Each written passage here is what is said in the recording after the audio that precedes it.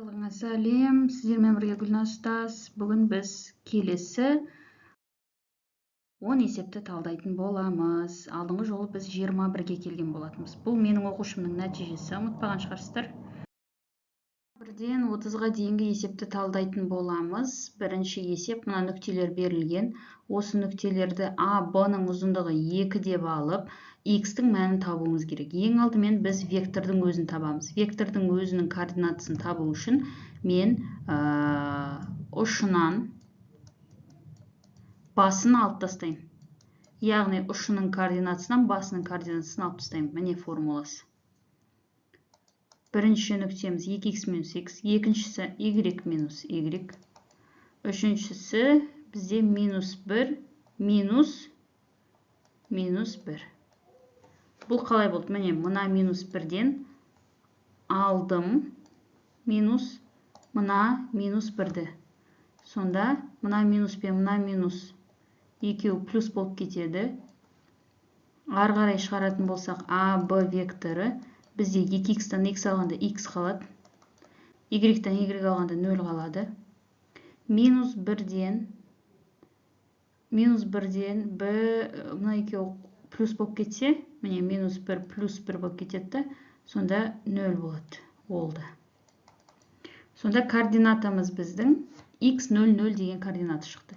Енді мен осы А, Б-ның ұзындығын табу үшін не істеймін? Координаттарын квадраттап қосамын. Координаттарын квадраттап қосайық. X квадрат қосам 0, қосам 0.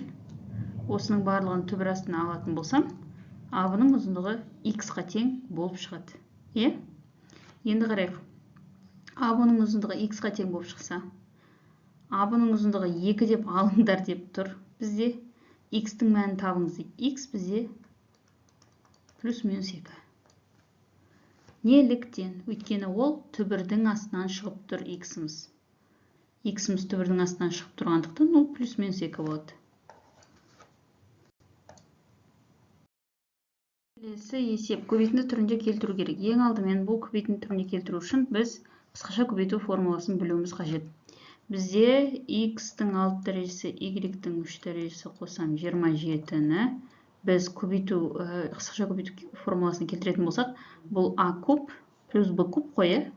Міне бұна жерден қиналмай несінде қарай салуға болады. Жүктеуінші. Мысалға, міне аны кубтасақ, а куб шығады. Сол сияқты мына x-тің 6 дәрежесі y куб деген бір нәрсенің кубы ғой. Яғни мына жерде x квадрат y-тің кубы бұл. X квадратты кубтасақ, x-тің 6 дәрежесі болады. Дәрежелер көбейтіледі. Y-ті кубтасақ, y куб болады. Сонда бізде мынаның жалғасы кеттік. Мынаның жалғасы мына жерде дейік. X квадрат плюс, x квадрат y плюс, енді 27. 27 ол 3-тің кубы, яғни 3. Неге бұл жақшаның ішінде x квадрат y плюс 3 болды? Өйткені формула бойынша a плюс b бірінші жақшада тұрады. a куб плюс b куб емес, a плюс b. a плюс b міне.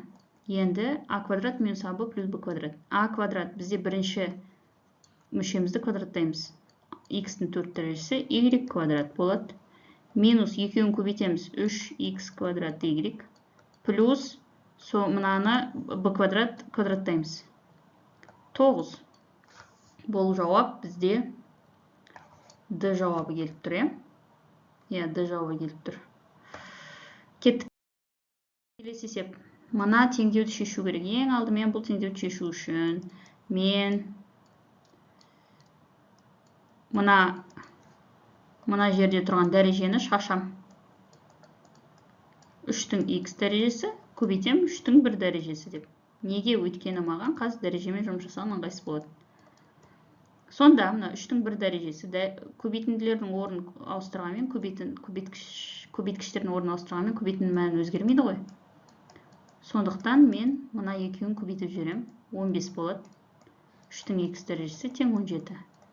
Енді қарайық, 3-тің x дәрежесі, 3-тің x дәрежесі. Яғни мына екі сандар қосылады бір-біріне. 17 көбейтем 3-тің x дәрежесі. тең 17. Мынау 17 көбейтіліп тұрғандықтан, бұл мына жаққа бөлу болып барады. 3-тің x дәрежесі тең 17 бөлу 17, ол 1-ге тең.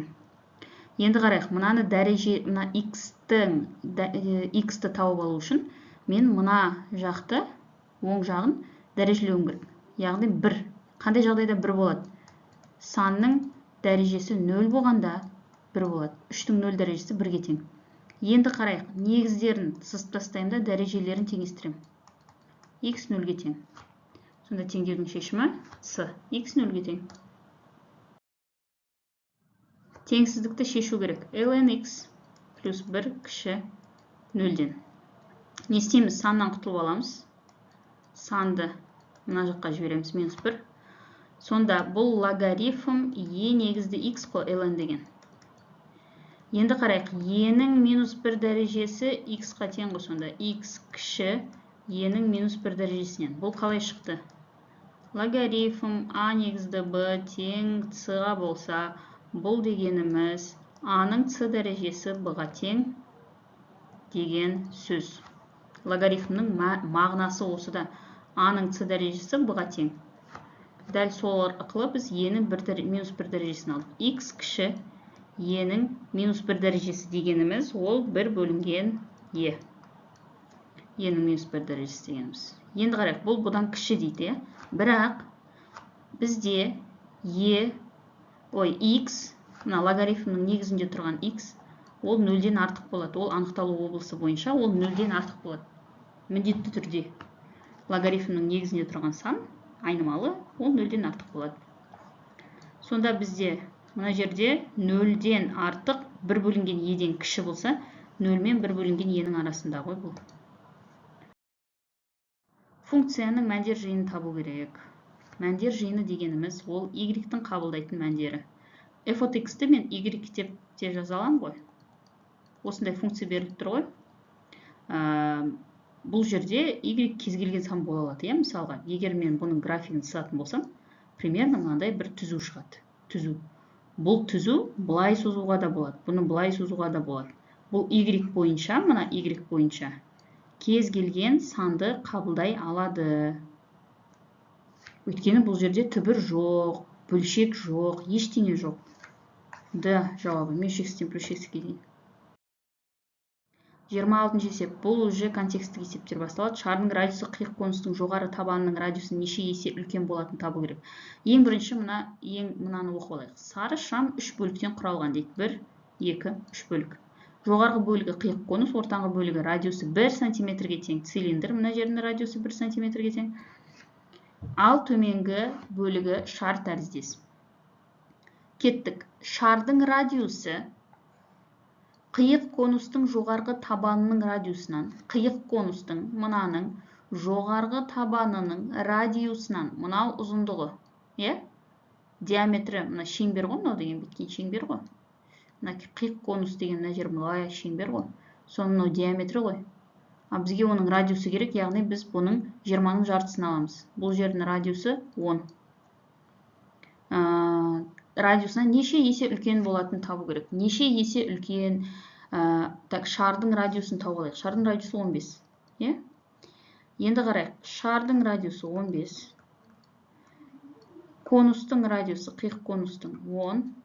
Неше есе үлкен деген сұрақ болса, біз үлкенін кішісіне бөлеміз. Всегда 15-ті 10-ға бөлеміз, ол 1,5. 1,5 есе үлкен. Сары шамның төменгі бөлігінің радиусын есептеңіз. Сары шамның төменгі бөлігінің радиусын жаңа ғана есептеп қойғанбыз, 15 сантиметр. Цилиндрдің бүйір бетінің ауданын және көлемін анықтау керек. Бүйір бетінің ауданының формуласы міні, көлемінің ауданының формуласы міні. Цилиндрдің радиусы 1-ге тең деп айтты. Жаңа ғана айтты, мына жерде. Кеттік. Цилиндрдің бүйір бетінің ауданын табу үшін 2 пидің орнына 3 қоямыз дейді. Өйткені берілгенде солай жазылып тұр. R 1-ге тең. H-ты қалай табамыз? H деген бұның биіктігі, дұрыс па? Бұның биіктігін табу үшін мына жердің барлығы 50 екен. Мына жер 15 екен. Мына жер 30. Яғни бұл мына жер 30. Мына жер 15, 45. Сонда мына жер бізде 5 болып тұр ғой.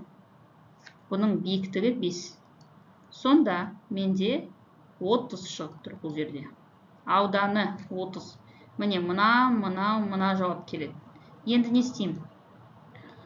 Енді келесі көлемін табамын. Көлемін табу үшін S табан H. S табан деген не? Табанында, мына цилиндрдің табанында не тұр? Дөңгелек.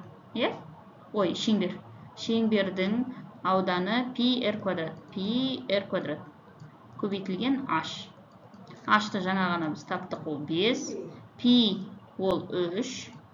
R ол 1-ге тең, 1-дің квадраты 1-ге тең. H ол 5. Ол 15 болады. Сонда бізде жауап Б. 29-шы есеп. Шар бетінің ауданын есептеу керек. Шар бетінің ауданының формуласы міне. 4, пи-дің орнына 3 қоямыз, r-дің орнына 15 қоямыз. 15-дің квадраты тең болады. Жауап 2700. А. Сары шамның жоғарғы бөлігінің көлемін анықтаңыз. Міне, жоғарғы бөлігінің, яғни қиық конустың көлемінің формуласы. Кеттік. 3-тен 1, пи-дің орнына 3 қоямыз, h-тың орнына 15-ті қоямыз. Неге 15? Міне, қиық конустың биіктігі 15 деп жазып қойды бізге. Кішкентай r дегеніміз жоғарғы бөліктің радиусы ол 10, 10-ның квадраты. Қосамын. Кішкентай r ол 10, үлкен r ол астымыздың квадраты, ол 25. Ой, квадраты деп мұн жартысы 25, мұнау 25-дің квадраты. Енді осыны есептеп келсек қазір, жауабы мұна 3 пен 3 қысқарып кетеді. Қалғанын барлығын есептеп көбейткен кезде 14625 шығады. Енді келесі видеоны біз осы 1-2 күнде тағы да салам. Енді соңғы 40 есеп қалды. Соңғы 40 есепті талдайтын боламыз. Сау болыңыздар, рахмет.